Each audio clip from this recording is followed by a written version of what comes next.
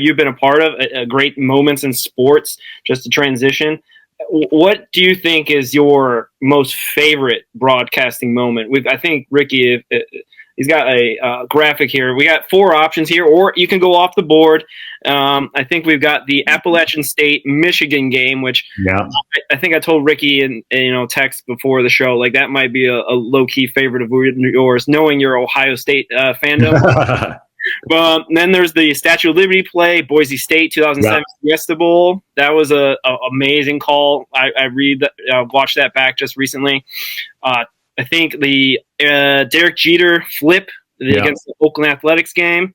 Yeah. And then, Ricky, that's the Jay Bruce walk off to get to the playoffs game. Yeah, and then the Bartman thing, and then Randy Johnson throwing a perfect game for the Diamondbacks. As far as just, the Jeter flip thing gets a lot of pub and gets a lot of play for the call of it, and it's certainly humbling the amount of publicity it gets. There's no doubt about it.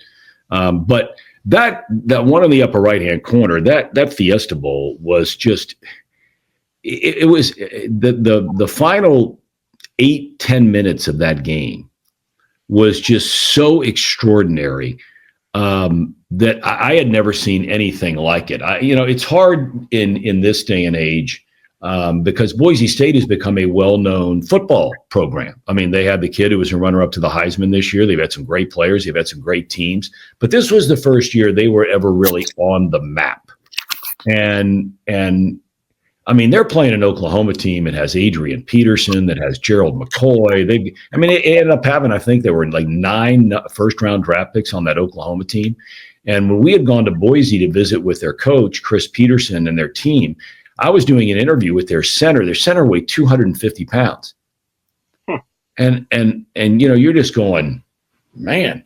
But I'm sitting there with our producer as we're leaving their practice, freezing cold night in Boise in December. And I said to our producer, I said, am I crazy, or do those guys actually think they can win the game?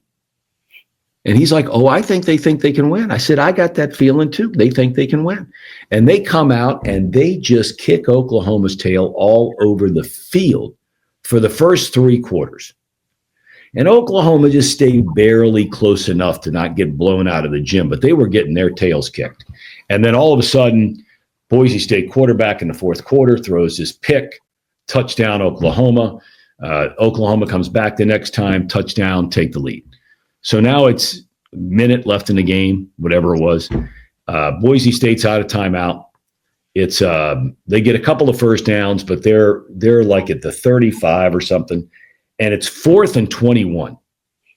And how many times have we all seen that? Bengals games, Ohio State game, whatever. 4th and 21, right? Yeah. I mean, and there's pros all over the field for Oklahoma, and they throw this hook and ladder play, and they score a touchdown. Mm-hmm. And it was the most unbelievable play I have ever seen in my life. Yeah. And when they score the touchdown, you're just like in shock. But as a broadcaster, you're sitting there going, all right, wait a minute now. They got a decision to make. Are they going to go for 2? Are they going to kick the point after to tie it? And immediately, here comes they get inside on that play, the hook and ladder. They get inside the 5-yard line. First down, they don't score. Second down, they don't score. Third down, they don't score. 4th down, they have a wide receiver throw the pass. The guy catches it for the touchdown. And I'm looking at Barry Alvarez. Crowd's going crazy. Barry Alvarez and Charles Davis and I are doing the game. And I hit my button to cut off my mic, and I pushed his sitting next to me, Barry Alvarez. I looked at him. I said, what would have happened if you'd have heard that play called when you were the head coach by your offensive coordinator at Wisconsin? He said that SOB would have been fired before the play was ever sent in. And that's the play they run to score the touchdown. Well, now they go for 2. They do the Statue of Liberty thing. The kid, Chris Johnson, takes the ball, runs it in, scores. They win the game. Place is going crazy out in Phoenix. And we throw it down to Chris Myers, who is our sideline guy, with this Chris Johnson, who had a monster game.